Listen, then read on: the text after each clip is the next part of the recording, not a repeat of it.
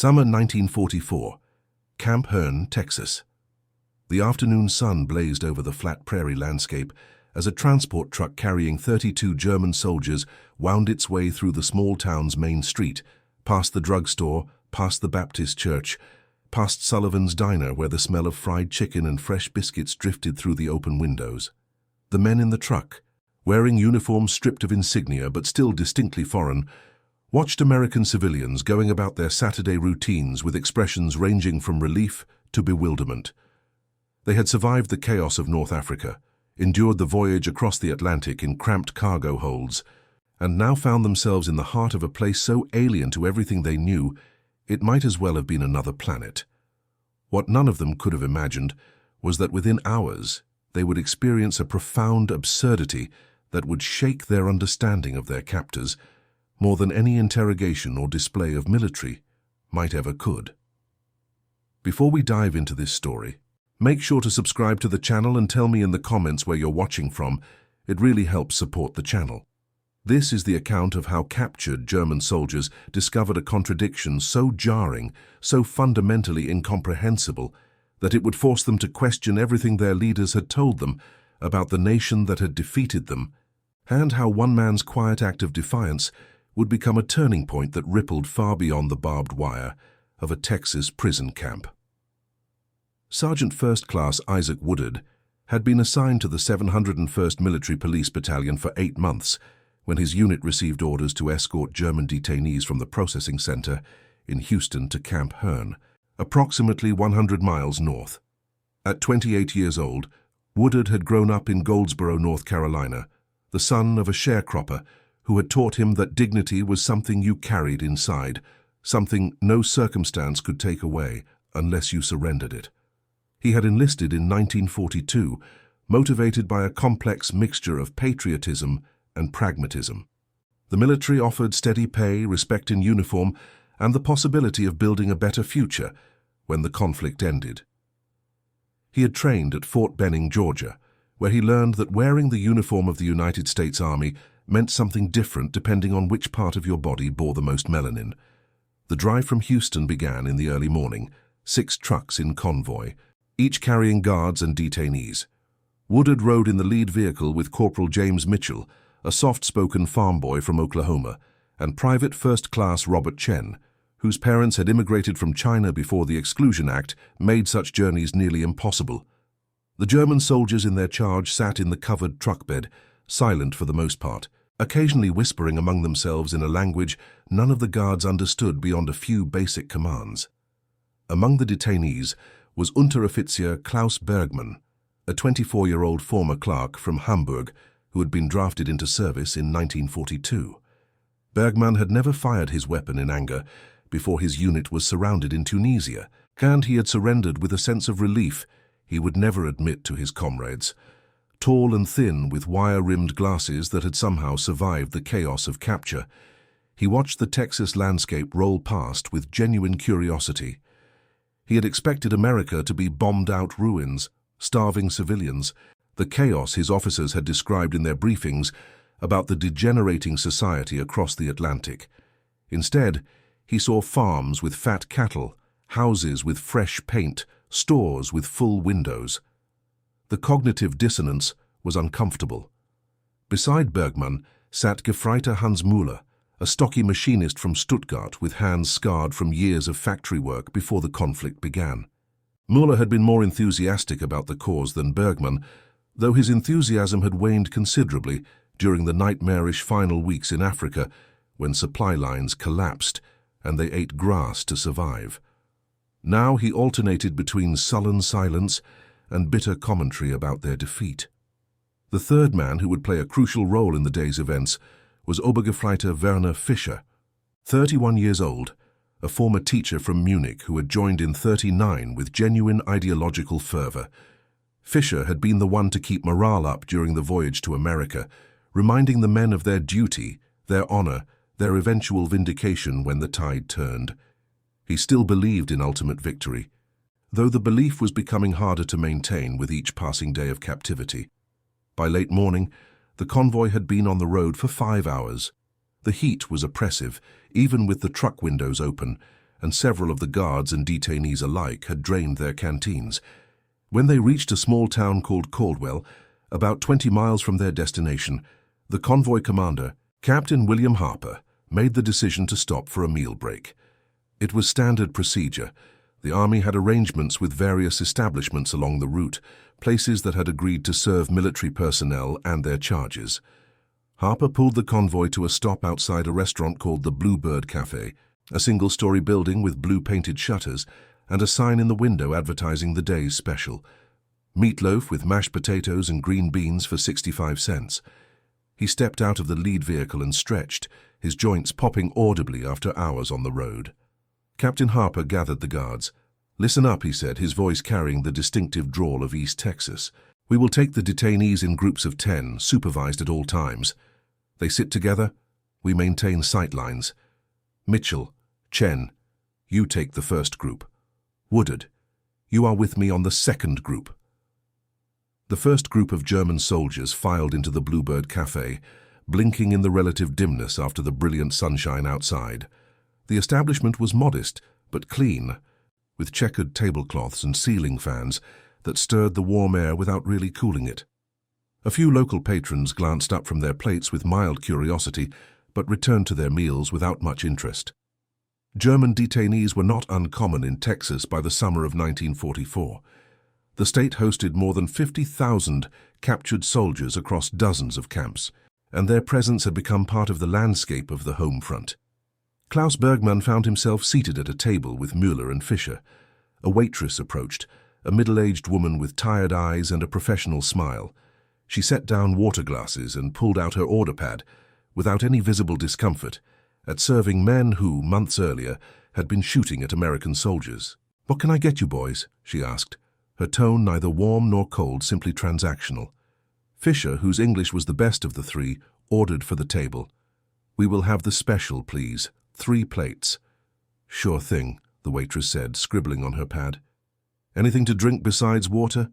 "Coffee, if possible," Fischer replied, coming right up.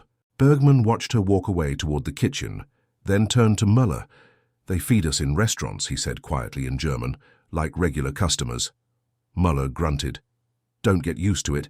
This is probably just for show." But Fischer was leaning back in his chair, a thoughtful expression on his face. "This is what I have been trying to tell you all," he said. "The Americans have so much abundance they can afford to be soft, but that softness is also their weakness. They lack the discipline, the ideological purity necessary for sustained conflict. This restaurant, this excess, it proves the point." The food arrived quickly, generous portions that exceeded what they had been receiving at the processing center. The meatloaf was actually seasoned. The mashed potatoes were real rather than reconstituted powder, and the green beans had bits of bacon mixed in. The 3 men ate with the focused intensity of people who had recently experienced genuine hunger. Outside, Isaac Woodard waited with the second group of detainees. He stood in the shade of the truck, his uniform already dark with sweat despite the early hour. He had been to Caldwell before, had passed through this town on previous escort duties. He knew what was about to happen, had experienced it enough times that the rage had settled into something colder and harder in his chest.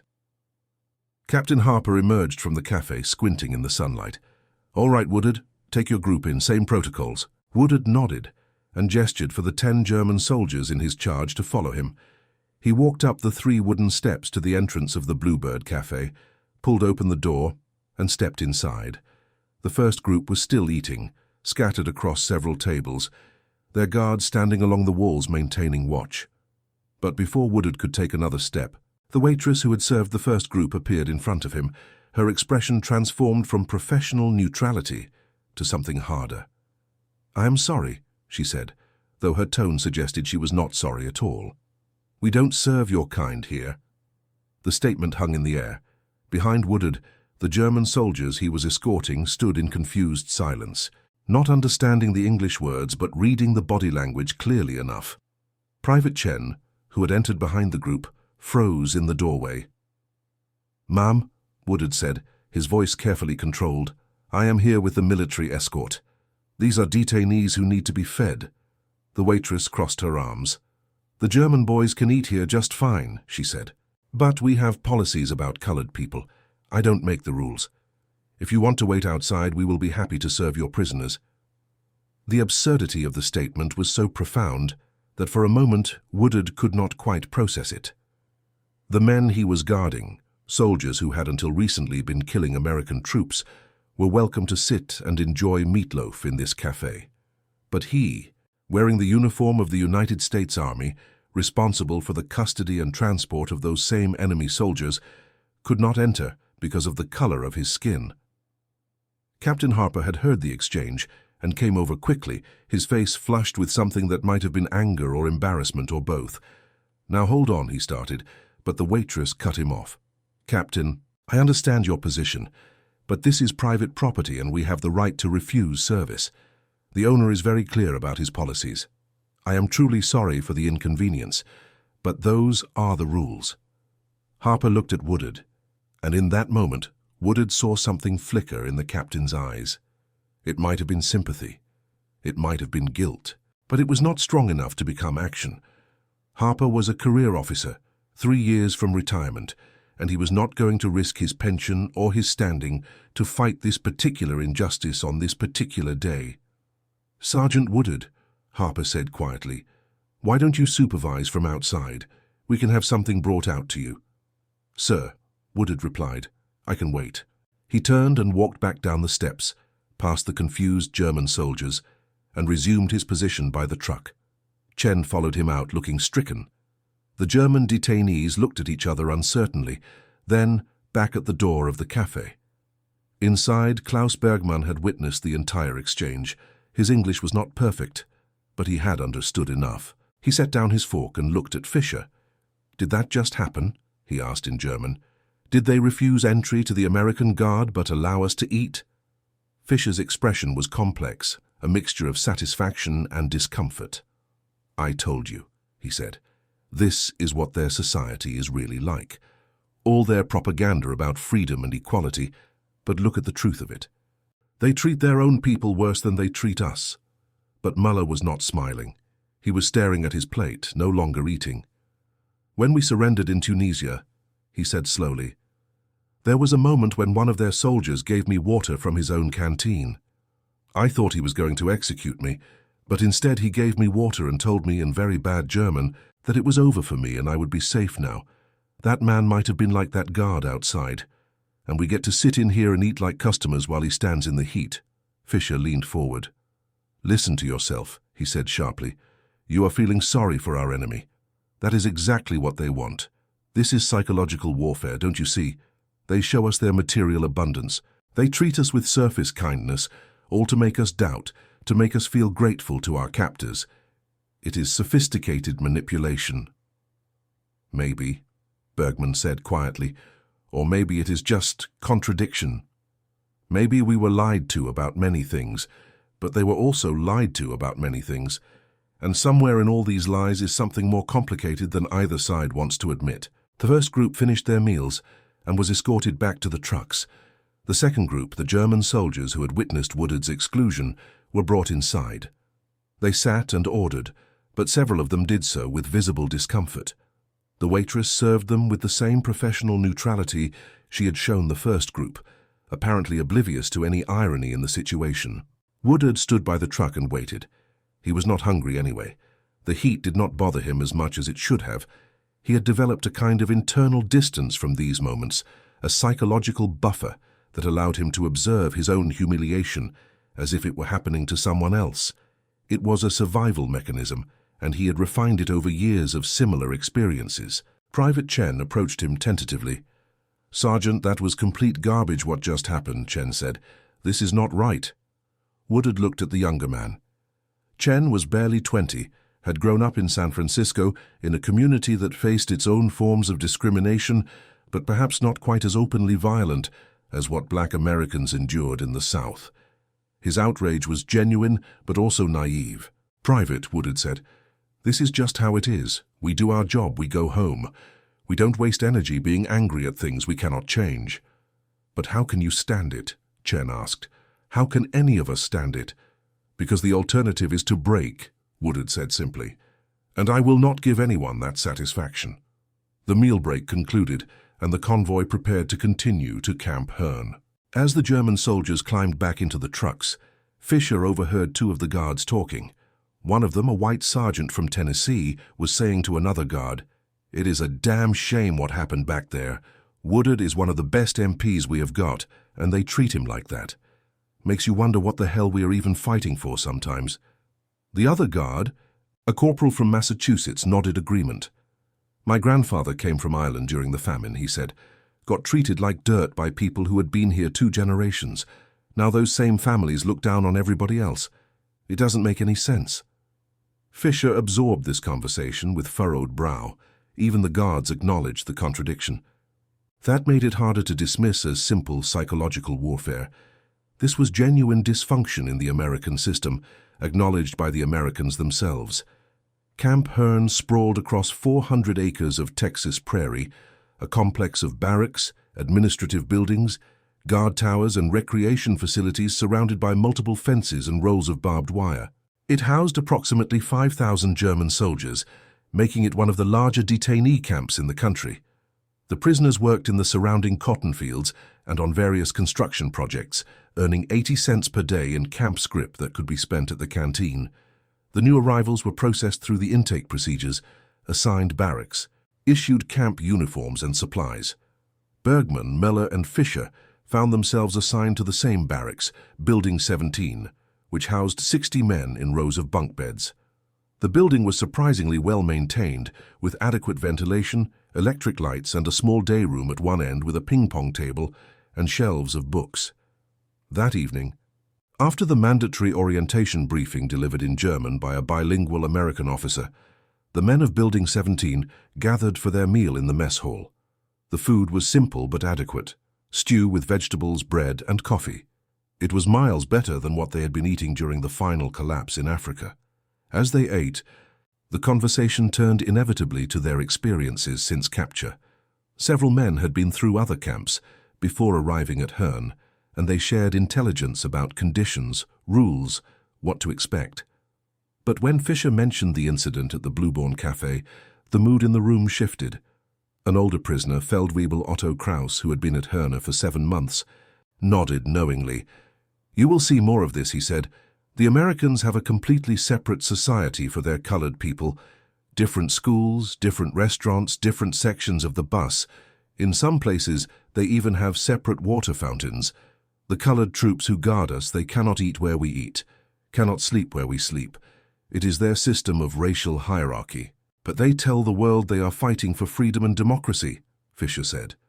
Kraus smiled without humor. "Every country tells itself stories, yes? We tell ourselves we are defending civilization. They tell themselves they are spreading liberty. The British tell themselves they are bringing order to the savages in their empire. Everyone needs a narrative that makes them the hero. The truth is always more complicated than the propaganda."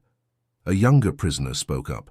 "So what does it mean for us? Are they hypocrites? Does that make our cause more justified?"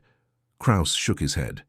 "It means we are all caught in systems larger than ourselves. The guard who could not enter the restaurant, he did not create the system that excluded him. The waitress who turned him away, she probably did not create it either. She just enforces it because that is what she knows, what is expected. And us? We followed orders. We fought for a regime. Most of us did not question too deeply what we were part of until it was too late. The question is not who is more hypocritical. The question is what we do with the knowledge we gain from seeing the contradictions." In the guards' quarters on the opposite side of the camp, Isaac Woodard was having a similar conversation with a very different tone. He sat on his bunk in the barracks reserved for colored troops, separated from the white guards' barracks by several hundred yards of empty ground. Around him sat a dozen other black soldiers, men from across the country, who had volunteered or been drafted into service and found themselves in the peculiar position of guarding enemy soldiers while being treated as less than full citizens by the nation they served. Corporal Marcus Johnson from Detroit was holding forth on the subject with angry eloquence. "Every time we do one of these escort runs," he said, "same thing happens. We stop in some small town. The German boys get fed. We get told to wait outside or go around back to the colored entrance. I'm tired of it. I am tired of pretending it does not bother me. I am tired of being told to have patience, to wait for social change, to trust that things will get better. When? When does it get better? After we win, another soldier said, though his tone suggested he did not fully believe it. You think winning this conflict changes anything? Johnson replied. Black soldiers came back from the First War expecting respect, expecting recognition for their service. You know what they got? Red Summer of 1919. Race riots across the country. Lynchings of men still wearing their uniforms. My grandfather was in France with the 369th Infantry. Came home expecting to be treated like a man who had served his country. Got reminded real quick that the uniform did not matter once he was back on American soil. Woodard listened to this exchange without commenting. He understood Johnson's anger, shared it even, but he had learned early that anger without direction was just fuel for your own destruction. He had seen too many men let the rage consume them, watched them lash out at the wrong targets, get themselves court-martialed or worse. Private Leon Davis, a quiet man from Alabama who rarely spoke up, said something that caught everyone's attention. My cousin, he said, wrote me a letter last month. He is working in a defense plant in Mobile, making good money for the first time in his life. He told me that colored workers are starting to organize, demanding equal treatment, better conditions. He said there are meetings happening, people talking about what comes after, about not going back to the way things were before. Maybe something is changing, maybe just not fast enough, or maybe, Woodard said, his first contribution to the conversation, it changes one person at a time, one moment at a time. You cannot fix the whole system, but maybe you can make someone question it, make them see the contradiction so clearly they cannot pretend it does not exist. How do you do that? Johnson asked, genuinely curious. I don't know yet, Woodard admitted, but I think about it a lot. The days at Camp Hearn fell into routine. The German detainees worked their assigned jobs, played football in the recreation yard, wrote letters home that were carefully censored, attended language classes and lectures organized by their own officers who maintained a shadow command structure within the camp. The guards rotated through their shifts, maintained security, processed paperwork, counted prisoners, broke up occasional fights. Woodard found himself assigned primarily to work detail supervision. He would escort groups of 20 to 30 German soldiers to various labor sites around the camp and the surrounding area. Cotton fields mostly, but also road repair crews, construction projects, maintenance work. It was hot, tedious duty, but it gave him time to observe the prisoners, to see them as individuals rather than just an undifferentiated mass of enemy soldiers. Klaus Bergmann was assigned to a carpentry detail. He had some skill with woodworking from helping his father repair furniture before the conflict, and the camp had a workshop where prisoners built and repaired items for the facility. Woodard supervised this detail 3 days a week, and over time he and Bergmann developed a careful rapport based on mutual respect and shared interest in precision work. Bergmann's English improved rapidly. He was naturally good with languages and motivated to understand his captors better. One afternoon, while they were working on repairing a set of administrative building shutters damaged in a storm, Bergmann asked Woodard a question that had been bothering him since that day at the cafe. Sergeant, Bergmann said carefully, I hope you don't mind my asking, but I have been trying to understand something. That day on the road here at the restaurant, why did you not fight back? You had authority. You had a weapon. You had every right to enter that place, but you just accepted their refusal. I do not understand. Woodard continued working, setting a hinge carefully into place before responding. Bergmann, he said, tell me something. Before you were captured, when you followed orders you knew were wrong, orders that harmed innocent people, why did you not refuse? Why did you not fight back? Bergmann stopped working, his face flushing. I did not harm innocent people, he said quietly. I was a clerk. I processed supply requisitions. But you were part of the machine, Woodard said, not unkindly. You enabled the people who gave the orders. You benefited from the system even if you did not personally pull a trigger.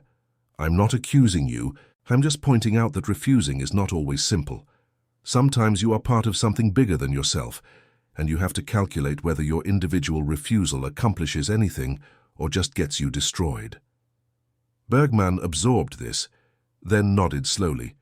"So you are saying we are both trapped by our circumstances?" "I am saying," Woodard replied, "that human beings are complicated. We do what we can within the constraints we face, but also we have an obligation to do what we can. Sometimes that means surviving so you can fight another day. Sometimes that means refusing even when it costs you everything. The hard part is knowing which moment is which." Their conversation was interrupted by the arrival of another prisoner seeking tools.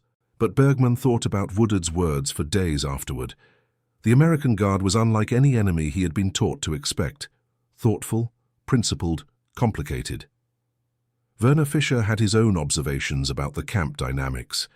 As someone who maintained his ideological commitment more firmly than many prisoners, he paid close attention to what he saw as evidence supporting his worldview, and there was plenty to work with. The segregation of the guard forces was blatant. The colored troops had separate facilities, separate recreation areas, separate everything. They were given the grunt work, while white guards got the cushier assignments. It all confirmed what he had been taught about the fundamental weakness and hypocrisy of American democracy. But Fischer was also intelligent enough to notice things that contradicted the simple narrative. He observed that some white guards treated the black soldiers with respect, shared coffee and conversation, seemed genuinely friendly. He noticed that the colored troops were generally more competent and professional than the average guard, suggesting they had to be better just to be tolerated. And he could not help noticing that despite everything, despite the daily humiliations and the systemic discrimination, these men continued to serve with discipline and dedication. One evening, Fischer attended a lecture organized by some of the longer-term prisoners. A former professor of history gave a talk about American society, analyzing its contradictions and predicting its eventual collapse under the weight of its internal divisions. The racial conflict, the professor argued, would eventually tear the country apart. It was inevitable, written into the fundamental DNA of a nation built on slavery and conquest. During the question period, Fischer raised his hand. "Herr Professor," he said, "I agree with your analysis of their contradictions, but I have a question. If their system is so unstable, so fundamentally broken, how did they manage to build an industrial capacity that produces more in a month than our entire nation produces in a year? How did they create a military force that defeated us in Africa and is currently tearing through France? Dysfunction on that scale should collapse under its own weight, yes? Yet they seem to be winning this conflict rather decisively." The professor frowned, clearly not pleased with the question. "That is simply material advantage," he said. "They have resources, space, industrial infrastructure that happen to survive development. But material advantage does not equal moral superiority or social stability. When this conflict ends, their contradictions will consume them." "Perhaps," Fischer said, sitting down, "but I wonder if we are seeing what we want to see rather than what is actually there." After the lecture, Hans Müller approached Fischer. "That was dangerous," he said quietly, questioning the professor like that. "People are watching who maintains proper attitudes." "Let them watch," Fischer said. "I am not abandoning my principles. I am just trying to understand what we are actually facing instead of accepting comfortable explanations that make us feel better about losing." The turning point came in late August, nearly 2 months after the new prisoners had arrived at Camp Herne. A situation developed that would force everyone involved to confront the contradictions they had been living with. A work detail had been organized to repair a bridge about 15 miles from the main camp.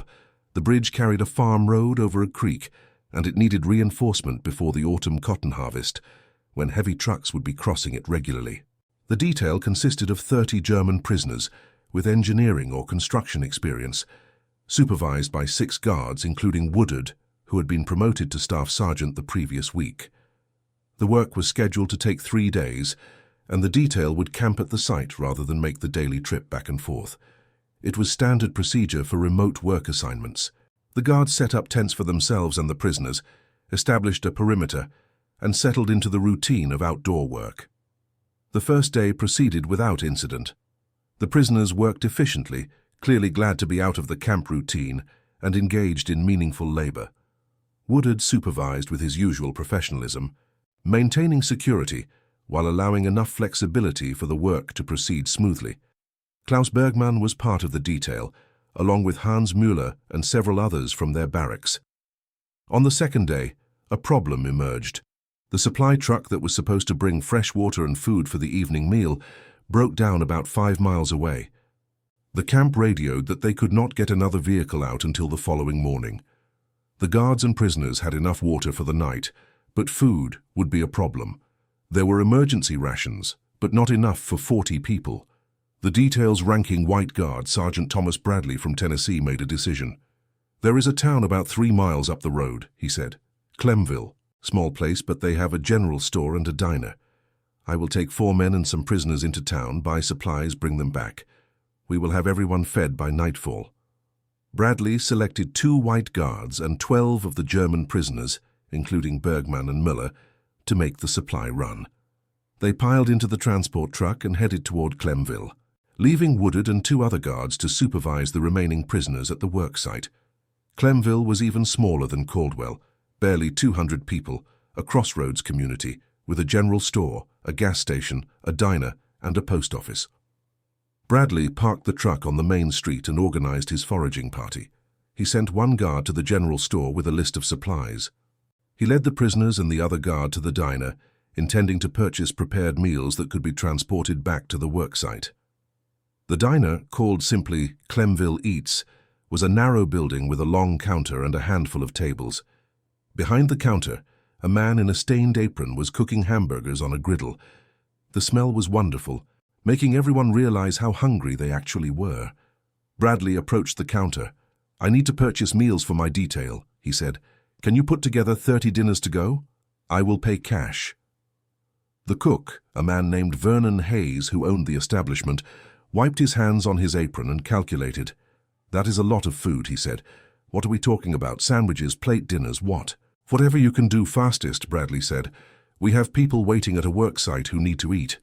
Hayes noticed the German prisoners standing in a group by the door, obviously foreign in their camp-issued clothing. "German boys?" he asked. "Yes, sir," Bradley confirmed. "Prison labor detail repairing the creek bridge." "Well, bring them on in," Hayes said. "No point making them stand outside in this heat. They can sit while I get the food ready." Bradley gestured for the prisoners to take seats at the counter and the tables. They did so gratefully, and Hayes brought out glasses of water for everyone without being asked. He was a practical man, not given to dramatic gestures, but he saw no reason to treat people poorly just because they had been on the other side of a conflict. "This will take me about an hour," Hayes told Bradley. "I have got to cook from scratch, but I can feed everyone proper meals, not just sandwiches." "That works fine," Bradley said. "We are in no rush." The guards and prisoners settled in to wait. Hayes worked his griddle and his oven with practiced efficiency, preparing hamburgers and portions of fried chicken, coleslaw, and beans. The diner filled with cooking smells that made the wait simultaneously pleasant and torturous. Bergmann sat at the counter next to Müller, watching Hayes cook. "This is remarkable," he said quietly in German. "He treats us better than some of our own officers did." "He is a cook feeding hungry people," Müller replied. "Maybe it is that simple for him." "Nothing is ever that simple," Bergmann said. Hayes overheard them speaking German and looked up from his griddle. "You boys speak English?" he asked. Bergmann nodded. "Some, yes. My English is not perfect, but functional." "Good enough," Hayes said. "You from Germany originally?" "Hamburg," Bergmann confirmed. "Before the conflict, I worked in an office, very boring compared to this." Hayes smiled slightly. "Sometimes boring is good," he said. "Means nobody is shooting at you." "This is true," Bergmann agreed. They fell into an easy conversation while Hayes cooked, talking about food and cooking and the differences between German and American cuisine. Hayes was curious about life in Germany before the conflict, and Bergmann found himself answering honestly, describing a normal life that now seemed impossibly distant. Meanwhile, at the worksite, Woodard and the remaining guards were organizing the camp for the night. They had just finished setting up the evening perimeter when a truck appeared on the road, moving fast. It pulled to a stop in a cloud of dust, and Captain Randolph Green from the camp administration stepped out, looking agitated. "Where is Sergeant Bradley?" Green demanded. "In town, sir. Purchasing supplies," Woodard reported. "Our delivery truck broke down. He should be back within the hour." "Which town?" Green asked. "Clemville, sir." Green's expression darkened. "He took prisoners into Clemville? Into the town itself?" Yes, sir. 12 prisoners with appropriate guard escort to purchase supplies and prepared food. Green swore under his breath. Woodard, get your gear. You are coming with me. The rest of you maintain security here. We need to get to Clemville immediately. Woodard felt a spike of concern, but followed orders. He grabbed his equipment and climbed into the captain's truck. As they drove toward Clemville, he ventured a question. Sir, what is the problem? The problem, Sergeant, Green said tightly, is that Clemville is a sundown town. No colored people are allowed within the town limits after dark. I received a call from the sheriff there about 20 minutes ago, very angry, wanting to know why we sent a detail to his town. Apparently, some of the residents saw the truck arrive and recognized it as military. The sheriff made very clear that when we retrieve our people, you and any other colored soldiers are not welcome to enter the town itself. Woodard absorbed this information with the same internal distancing he had developed over years of similar situations. So what is the plan, sir? We retrieve Bradley and his detail immediately, before the local population decides to make trouble. The sheriff indicated that some of the residents are not happy about German prisoners being in their diner, but they are willing to tolerate it as a war necessity. However, he was very specific that you are to remain in the vehicle outside town limits. Understood, sir, Woodard said. They reached the outskirts of Clemville as the sun was beginning to set, painting the sky in shades of orange and red. Green pulled the truck to a stop at a bend in the road, just before the first buildings of the town became visible. This is far enough, he said. Wait here. I will go collect the detail. Green drove on alone while Woodard stood by the road, watching the dust settle in the evening light. He was 30 yards from the nearest building, close enough to smell the cooking from the diner, far enough to be technically outside the town limits. The absurdity of the geometry was not lost on him. Inside the diner, Hayes had finished cooking and was packing the meals into boxes. Bradley was settling the bill when Captain Green entered, slightly out of breath. Sergeant, we need to leave immediately, Green said. Pack up the food and get your people to the vehicle. Sir, Bradley said, confused by the urgency. I will explain on the road, Green said. Just move. The guards and prisoners gathered their things and filed out of the diner. Hayes handed over the boxed meals with a nod. You all drive safe, he said.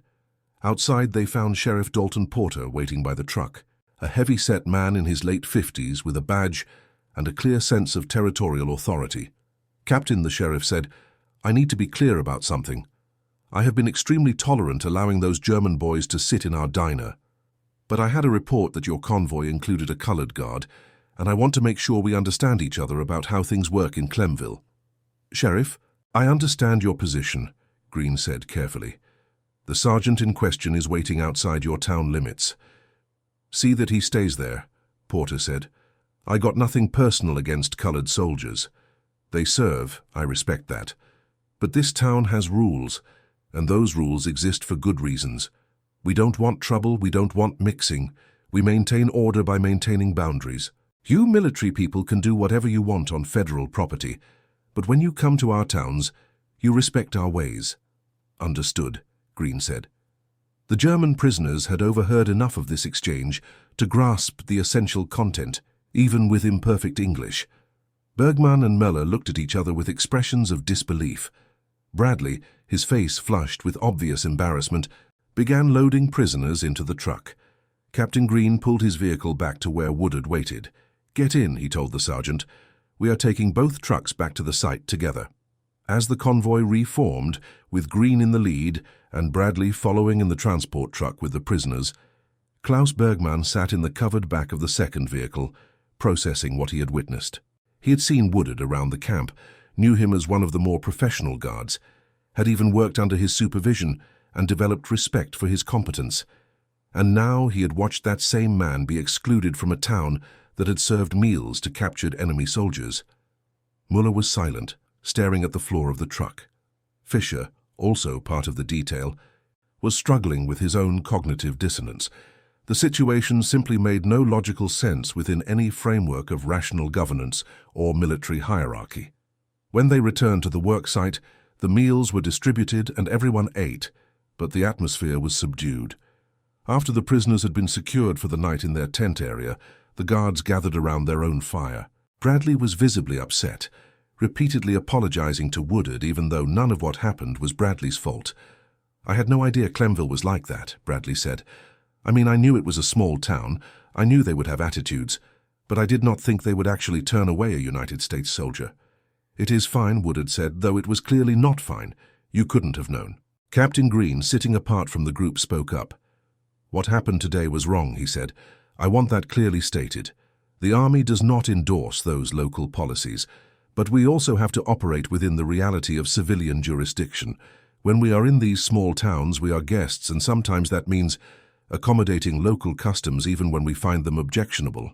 "With respect, sir," Woodard said, "we are not talking about customs.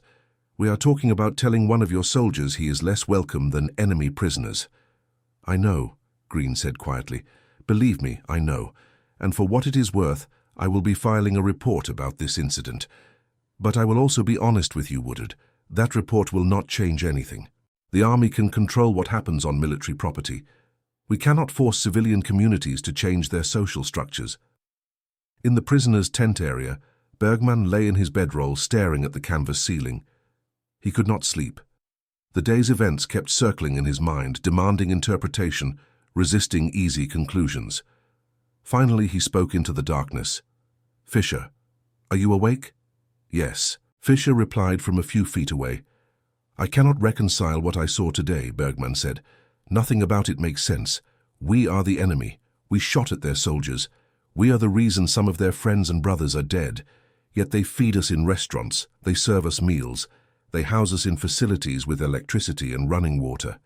Meanwhile, their own soldiers, men who wear the same uniform, who follow the same orders, who are on the same side of this conflict, they are treated as less than human by their own people.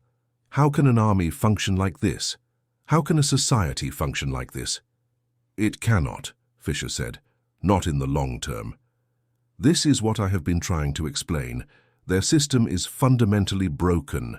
We are witnessing the contradictions that will eventually tear them apart." "But they are still winning," Bergman said. "That is what I cannot understand. A broken system should collapse. Yet they are defeating us, defeating everyone. Their factories outproduce ours by orders of magnitude. Their soldiers keep coming no matter how many battles we win tactically. How does a fundamentally broken system generate that kind of sustained power?" Mueller joined the conversation. "Maybe," he said slowly, "maybe it is broken and powerful at the same time. Maybe contradiction does not equal weakness. Maybe they can be hypocrites and still be strong. I don't like it. It offends my sense of order. But maybe reality is just messier than we were taught to expect." "That is almost exactly what I have been thinking," Bergman said. "What if everything is more complicated than anyone told us? What if both things can be true? They can be fighting for freedom and also denying freedom to their own people. They can be liberating Europe and also oppressing part of their own population. We can have legitimate grievances about how we were treated after the first conflict, and also be guilty of terrible things in this one. Maybe there are no pure heroes and no pure villains, just complicated humans doing complicated things for complicated reasons." "That is a dangerous way of thinking," Fisher warned. "Once you start questioning the fundamental narratives, where does it stop? How do you maintain any kind of moral clarity?" "Maybe," Bergman said, "moral clarity is less important than moral accuracy. Maybe it is better to see things as they really are, messy and contradictory, than to force everything into a simple story that makes us feel righteous." The conversation continued in whispers until exhaustion finally pulled them towards sleep, but none of them rested easily that night. The bridge work was completed on the third day, and the detail returned to Camp Hearn. Word of what had happened in Clemville spread through the camp, both among guards and prisoners. Different people drew different conclusions from the incident. Among the prisoners, it sparked intense debates. Some, like Fisher, saw it as confirmation of American hypocrisy and took grim satisfaction from it. Others, like Bergman, found it profoundly disturbing precisely because it suggested that the entire conflict was more complicated than the simple narratives anyone had been telling. Still others tried not to think about it too deeply, focusing instead on the practical business of survival and eventual return home. Among the guards, particularly the black soldiers, the incident created a different kind of tension. They had always known about the discrimination they faced. They lived with it every day. But having it thrown in their faces so blatantly, in front of the very prisoners they were guarding, added a new dimension of humiliation and anger. A few days after the detail's return, Corporal Marcus Johnson approached Woodard with an idea. "Some of us have been talking," Johnson said. "We want to file a formal complaint about what happened in Clemville. We want it on record that American soldiers were treated worse than enemy prisoners. We want the higher-ups to have to respond officially." Woodard considered this. "What do you think a formal complaint will accomplish?" he asked. "Maybe nothing," Johnson admitted. "Probably nothing. But at least there will be a record. At least someone will have said out loud that this is wrong and we are not accepting it silently." Woodard nodded slowly. "All right," he said. "Draft the complaint. I will sign it. So will anyone else who wants to. But do not expect miracles. The system protects itself." The complaint was written, signed by 18 black soldiers stationed at Camp Hearn, and submitted through the proper channels. It detailed the Clemville incident and several similar occurrences, requesting that the Army establish clear policies protecting soldiers from discrimination by civilian authorities during the performance of their duties. The response, when it came 6 weeks later, was exactly what Woodard had expected. The Army acknowledged the complaint, expressed sympathy for the difficulties faced by colored troops, and explained that military jurisdiction did not extend to civilian establishments, and that local customs, while regrettable, could not be overridden by military authority. The response promised to consider the issues raised when planning future operations, but offered no concrete policy changes. Johnson was furious when he read the official response. "This is meaningless," he said. "This is bureaucratic language for we don't care enough to do anything." "What did you expect?" Woodard asked, without anger or judgment, just curiosity. "I expected," Johnson said, then stopped. He realized he had expected exactly this. "But I hoped for better." "Hope is good," Woodard said. "Keep hoping, but also keep working. Real change doesn't come from formal complaints or official policies. It comes from individual moments when people choose differently. It comes from making the contradictions so obvious that people can't ignore them anymore." Meanwhile, in the prisoner barracks, Klaus Bergmann had started teaching English classes to other prisoners who wanted to improve their language skills. It gave him something productive to do and helped pass the time. But it also gave him opportunities to have deeper conversations with the guards who supervised the classes. Woodard, who had genuine interest in languages and education, sometimes sat in on these sessions during his off-duty hours. Over time, he and Bergmann developed a careful friendship that navigated the complex terrain of their respective positions. They could not be equals in any official sense.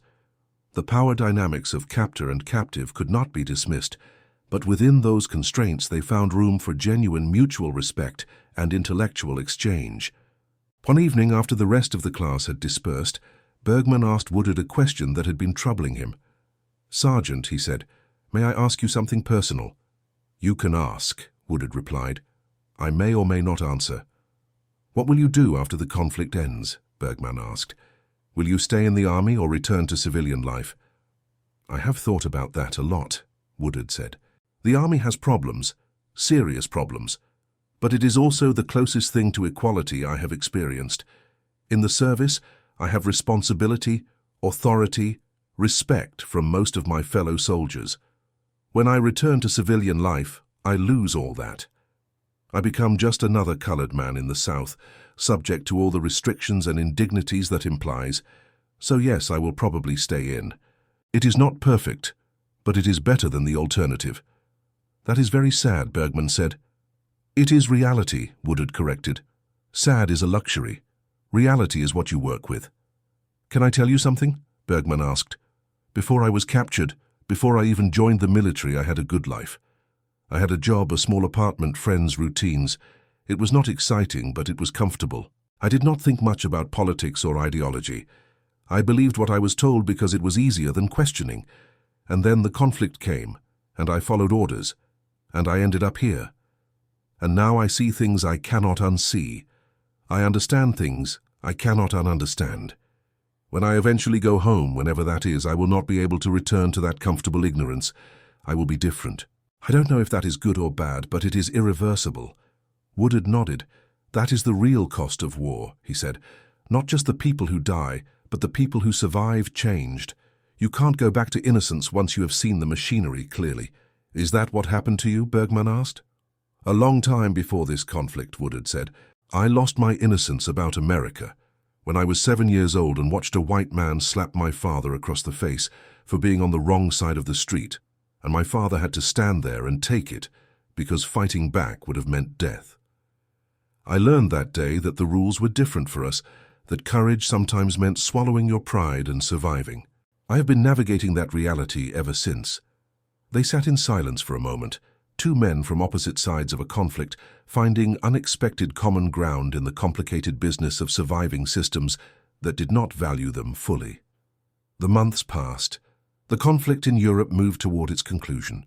News filtered into the camp through newspapers and radio broadcasts that the prisoners were allowed to access, heavily censored, but still informative enough to chart the progress of the Allied advance. Germany was collapsing. Everyone knew it. The question was no longer whether the war would end, but when and what would come after. In January 1945, the camp population swelled as new prisoners arrived from the European theatre. These men were different from the earlier arrivals. They were exhausted, traumatized, often wounded. They had experienced the full horror of the conflict's final stages. Their presence changed the atmosphere in the camp, bringing a grim reality that undercut any remaining ideological fervor. Fischer, who had maintained his beliefs more stubbornly than most, found his certainty eroding in the face of the new arrivals' testimonies. They spoke of cities bombed into rubble, of civilians starving, of the complete breakdown of civil order. They spoke, in whispered conversations that the camp authorities either did not notice or chose not to prosecute, of things that made everyone uncomfortable. Things about camps that were not prisoner-of-war facilities, but something far darker. Things about systematic mass murder, about industrial-scale killing, about atrocities that defied comprehension. Fischer wanted to dismiss these stories as propaganda, as exaggeration, as the confused accounts of traumatized men. But there were too many similar reports from too many independent sources. The details were too consistent, too specific, too horrible to be invented. He began to realize that everything he had believed, everything he had defended, had been in service of something monstrous. One night he sought out Bergman in their barracks. I think, Fischer said haltingly, I think we were lied to about everything. I think the things they told us were necessary. The things they said were justified. I think it was all a lie to hide something unconscionable. Bergman looked at his friend with compassion. I know, he said quietly. I have heard the same stories. I don't want them to be true, but I think they are. What do we do with that knowledge? Fischer asked. How do we live with having been part of it, even peripherally? I don't know, Bergman admitted. But I think we start by admitting the truth to ourselves. We were wrong. Our leaders were wrong. The cause we served was wrong. That doesn't make us monsters necessarily. Many of us were just following orders without understanding the full context. But it does make us responsible for choosing differently going forward. Müller, listening from his bunk, added his own thought. We cannot undo what was done, he said. We cannot unserve the regime we served. But maybe we can refuse to serve similar things in the future. Maybe we can teach the next generation to question, to resist, to think for themselves before following orders. The conflict in Europe ended in May 1945. The news reached Camp Herne through official announcements and the sudden change in the guards' demeanor. Germany had surrendered unconditionally. The prisoners would remain in custody until repatriation arrangements could be made, but the conflict itself was over.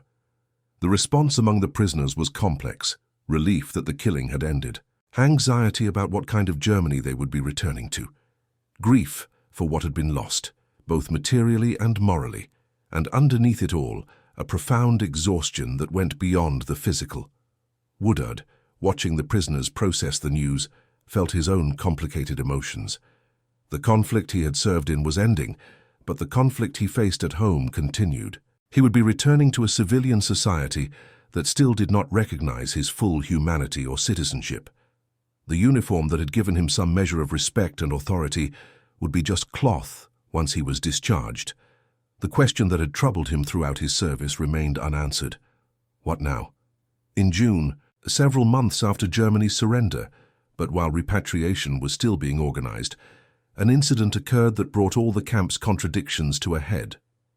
A group of prisoners, including Bergman and Müller, were on a work detail in Herne itself, helping repair storm damage to some municipal buildings. The detail was supervised by Woodard and 2 white guards. They stopped for lunch at a small park, where they could eat the sandwiches provided by the camp kitchen. While they were eating, a black woman with 2 young children approached the park. She was clearly a local resident, well-dressed, carrying a bag from the grocery store. She sat down on a bench about 50 feet from where the prisoners and guards were gathered, set down her bags, and began unpacking lunch for her children. A white man emerged from a nearby building and approached the woman aggressively. "You know you can't sit there," he said loudly. "That bench is for white people. You people have your own areas." The woman stood her ground. "This is a public park," she said calmly. "I am just feeding my children. I don't care what you are doing," the man said. "You need to move. Now." Woodard stood up, every instinct telling him to intervene, but also knowing the complicated calculus of such intervention. Before he could decide what to do, Klaus Bergman walked over to the confrontation. "Excuse me," Bergman said to the white man, his German accent thick but his English clear. "This woman, she is harming no one. Perhaps you should leave her in peace, yes." The white man turned on Bergman, his face reddening. "You are a prisoner," he said. "You don't get a say in how we run our town. Get back with your group." Bergman did not move. "I am a prisoner, this is true," he said. "I fought against your country. I lost. That is reality. But this woman, she is not a prisoner. She is a citizen of your country, yes. A citizen who has done nothing wrong except sit on a bench in a public park. If I, an enemy of your nation, am allowed to eat lunch in this park under guard, why is this woman not allowed to feed her children here peacefully?" The situation was attracting attention. Other townspeople were gathering, their expressions ranging from curiosity to hostility. Woodard moved toward Bergman, intending to pull him back before things escalated, but Müller and several other prisoners had also moved forward, creating a loose semicircle of German soldiers between the woman and the confrontational man. Hans Müller spoke up, his English rougher than Bergman's but understandable. "Where we are from," he said, "we did terrible things to people we were told were lesser. We are learning now how wrong that was, how evil. You have the chance to choose differently. You have the chance to be better than we were." The white man looked around at the gathered prisoners, at the guards who were now alert and moving to control the situation, at the growing crowd of townspeople. "This is ridiculous," he said. "The world has gone crazy. Germans telling me how to act in my own town." One of the white guards, Sergeant Bradley, stepped forward. "Sir, I'm going to ask you to move along," he said. "This detail is under military supervision. We will clear the area when we are finished with our lunch break. Until then, I am asking you to step back." The man glared at everyone involved, but eventually walked away, muttering about government overreach and the decline of proper social order. The woman, still standing by her bench, with her 2 children pressed against her sides, looked at Bergman with an expression of stunned gratitude and confusion. "Thank you," she said quietly. Bergman nodded and returned to his group. The prisoners and guards finished their lunch in tense silence, then resumed their work detail. That evening, back at the camp, Woodard sought out Bergman. "What you did today," Woodard said, "was both brave and foolish." "I know," Bergman replied, "but I could not stand there and watch. I have stood and watched too many times in my life. I'm trying to be different." "You realize you could have caused a serious incident," Woodard said. "You could have gotten that woman in worse trouble. You could have gotten yourself in trouble." "Yes," Bergman said, "but I also could not live with myself if I did nothing. You told me once that real change comes from individual moments when people choose differently. Today I chose differently." Woodard studied the German prisoner for a long moment, then extended his hand. Bergman shook it. And for that brief moment, the roles of captor and captive dissolved into simple human respect between 2 men who had both navigated impossible situations and tried to maintain their dignity in the process. Word of the park incident spread through both the prisoner population and the guard units. It took on different meanings depending on who was telling the story. Some saw it as prisoners overstepping their bounds. Others saw it as a profound moment of moral courage, but everyone recognized it as significant, a crack in the normalized absurdity of the camp's racial dynamics. Captain Green called Woodard to his office a few days later. "I heard about what happened in town," Green said. "I also heard you handled it well, kept it from escalating into something worse." "Sir," Woodard said, "the prisoners handled it. I was prepared to intervene, but they took action before I had to make that decision." Green leaned back in his chair. "It is strange, is it not?" he said. "Enemy soldiers defending an American citizen against another American citizen. The contradictions of this entire situation have become impossible to ignore." "Sir," Woodard said carefully, "may I speak candidly?" "Please do." "Those contradictions have always been there, sir. For those of us living with them every day, they have never been ignorable. What happened in town was just those contradictions becoming visible to people who normally do not have to see them." Green nodded slowly. "You are right, of course, and for what it is worth, Woodard, I hope things will be different after this conflict ends. I hope we can build something better." "Hope is good, sir," Woodard said, echoing his earlier conversation with Johnson. "But hope needs to become action, or it is just wishful thinking." Repatriation of German prisoners began in stages over the following months. The process was slow, complicated by the destruction in Europe and the need to rebuild basic infrastructure before masses of men could be absorbed back into German society. Camp Hern's population gradually decreased as groups of prisoners were shipped out, processed through embarkation centers, and eventually loaded onto ships bound for Europe. Klaus Bergmann was scheduled for repatriation in October 1945. In the days before his departure, he sought out Woodard for a final conversation. They met in the camp library, a small building where prisoners could read and write letters. "I wanted to thank you," Bergmann said, "before I leave. You treated me with more humanity and respect than I probably deserved. You taught me things about dignity and moral courage that I will carry with me for the rest of my life. You earned that respect through your own actions," Woodard replied. "You could have spent your time here nursing grievances and maintaining hatreds. Instead, you questioned, you learned, you grew. That took courage. What will you do now?" Bergmann asked. "Will you stay in the service?" "I think so," Woodard said. "The army is changing slowly. There is talk of integration, of equal treatment regardless of race. It might take years, might take decades, but I think it will happen, and I want to be part of making it happen." "I hope you are right," Bergmann said. "I hope I live to see the day when men like you are recognized for what you truly are, the best of what humanity can be." They shook hands, and Bergmann left to join his transport group. Woodard watched him go, this enemy soldier who had become a friend, this former believer in an evil ideology who had found the courage to admit he was wrong and change. The last prisoners left Camp Hern in early 1946. The facility was decommissioned, the buildings converted to other uses or torn down. The barbed wire came down, the guard towers were dismantled, and the land returned to the Texas prairie. Isaac Woodard stayed in the Army. He was discharged in February 1946 after 4 years of service. On his way home to South Carolina, still in uniform, he was beaten by police in a bus station in South Carolina for asking to use the restroom. The beating left him permanently blind. His case became one of the catalysts for President Truman's eventual decision to integrate the armed forces in 1948. Though Woodard himself never regained his sight and spent the rest of his life navigating a world made dark by the very violence he had tried so hard to resist with dignity. Klaus Bergmann returned to Hamburg to find his city largely destroyed. He worked various jobs as Germany rebuilt, eventually becoming a teacher. He married, had 3 children, and lived quietly. He never spoke much about the conflict, but he told his students and his children about a black American sergeant who had treated him with respect and taught him that moral courage meant seeing clearly, even when the truth was uncomfortable. He died in 1998, and his family found among his possessions a worn photograph of Camp Hern and a handwritten letter addressed to Isaac Woodard, never sent, because he had never learned what happened to the sergeant after they parted.